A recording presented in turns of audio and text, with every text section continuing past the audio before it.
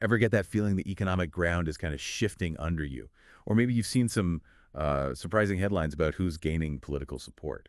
These are definitely the kinds of things happening in Canadian politics right now, especially as we look towards, well, what could be a pretty significant election. Right. So for this deep dive, we're looking at a recent Reuters article. It really digs into the current political scene up in Canada. And the really eye-catching part is this unexpected surge in support for the conservative leader, Pierre Poilievre, particularly among younger voters. Yeah, that's the core of it. So Yeah.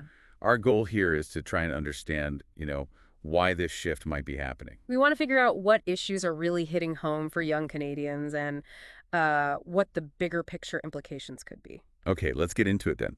The article starts by setting the scene at a Poilievre rally. This was just north of Toronto, I think. That's right. At a union headquarters, they mentioned Canadian country music playing, setting a specific tone. And then Poilievre gets up and asks the crowd, pretty directly, who here wants real change in Canada? It's a classic opener, right? Trying to connect with that feeling that things aren't working. And the article notes, he then brings up this kind of nostalgia, talks about the 1970s. Yeah, suggesting that back then it was actually possible to pay off a mortgage in, was it 7 years? 7 years.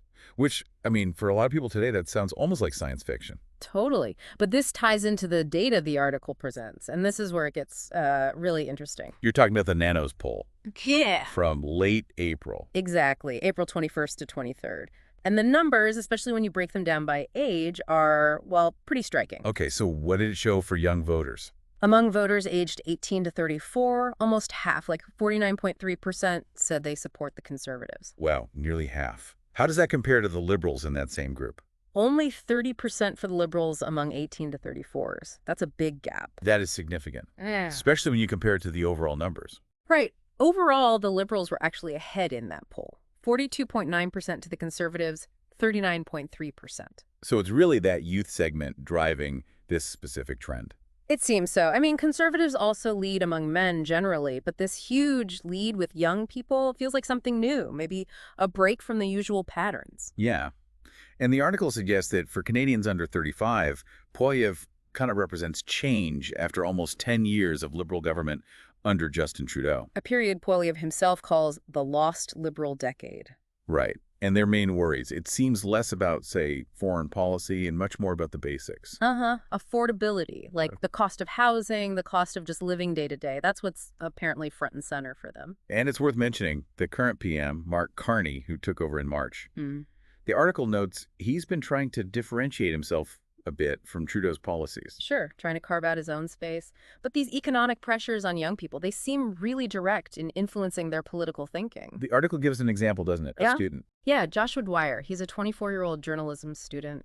And he talks very personally about struggling with costs under the Liberals. And that's why he's been going to Poilievre rallies. Multiple rallies, yeah. It really puts a face on those poll numbers, It's not just abstract data. He actually says, let me find the quote.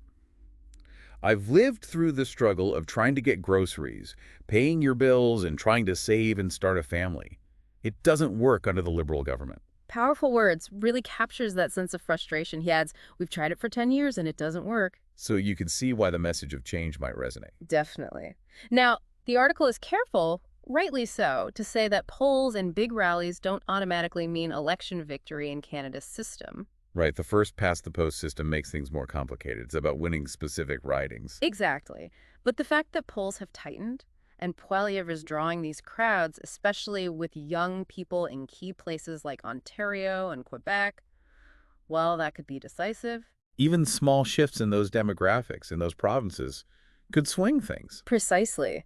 And there's another interesting angle here, the online stuff. Oh, yeah, the TikTok trend.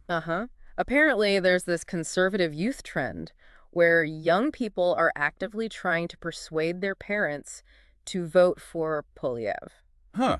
That's a different kind of campaign tactic, using social media to influence the older generation. It shows a certain level of, real engagement, doesn't it? Wanting to have an impact beyond just their own vote.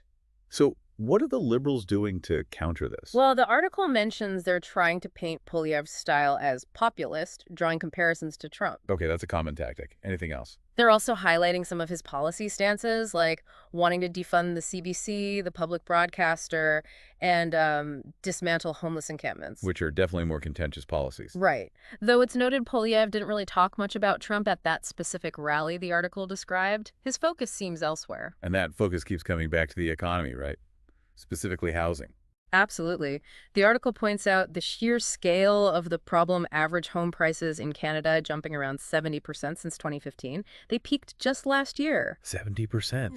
Yeah. That's a massive barrier for young people starting out. No question. It's shaped a whole generation's prospects.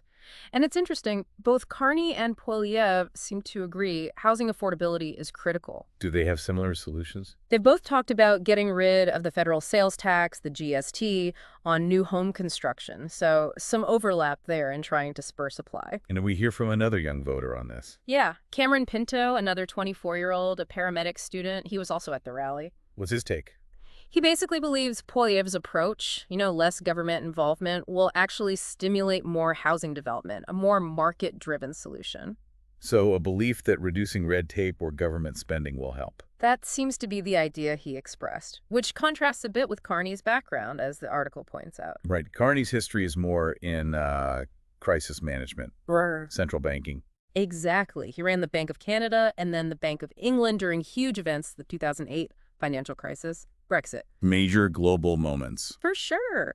But the thing is, many of today's Gen Z voters were like kids when those happened. So his track record there might not resonate as much or feel as relevant to their current problems? Perhaps. It's a different kind of experience compared to Poilievre's long career as a frontline politician focused on domestic issues. And this Canadian trend, it's not happening in isolation, is it? No, the article connects it to similar shifts we're seeing elsewhere. Young people in the U.S., in Europe, also showing more inclination towards conservative parties lately. So it might be part of a broader, maybe global youth disillusionment? It could be.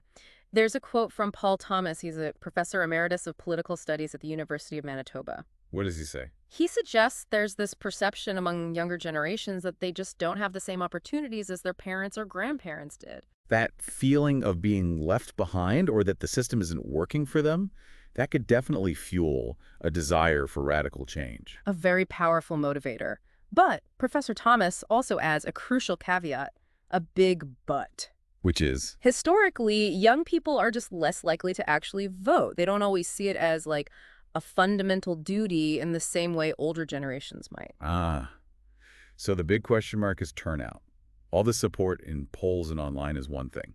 But will they show up on Election Day? That's the million-dollar question, especially for the conservatives relying on this surge. The enthusiasm is there. The digital engagement seems real. But converting that into actual votes, particularly in those swing ridings in Ontario and Quebec, that's the challenge. That's what will really tell the story. Okay, so just to wrap up the main points here, we're seeing this pretty remarkable shift in Canada.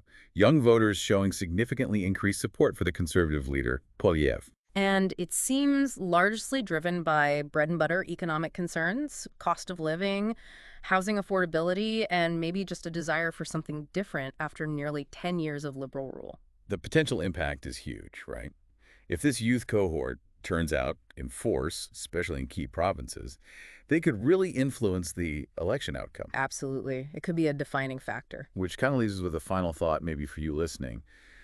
Looking at this Canadian situation, what does it tell us about how young people's priorities in politics might be changing elsewhere? Especially in places facing similar economic headwinds, are we seeing a bigger generational realignment? And what could the long-term effects of that be? Yeah, definitely something to chew on as we watch how things unfold.